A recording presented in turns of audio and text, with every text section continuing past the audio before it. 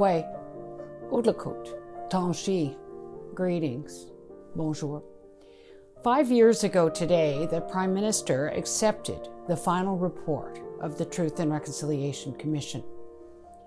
On that day, the Prime Minister expressed his gratitude for the extraordinary and difficult work of the commissioners and the courage of those survivors who came forward to share their heartbreaking truths.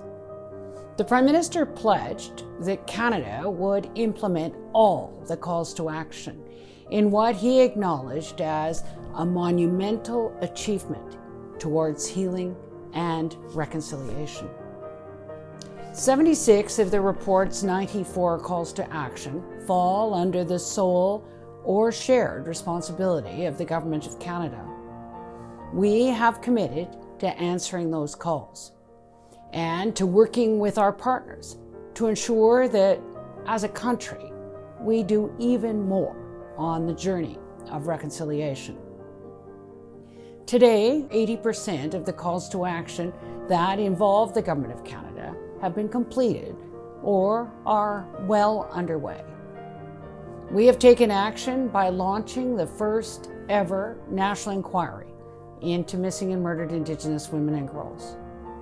In partnership, we have worked with Indigenous peoples to reform the child and family services system, to protect and promote Indigenous languages, and are working together to implement the United Nations Declaration on the Rights of Indigenous Peoples.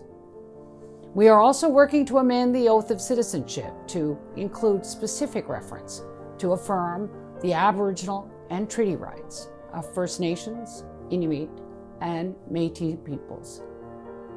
We will continue to address historical injustices and to confront the racism that Indigenous people in Canada still face today as a direct consequence of damaging colonial policies.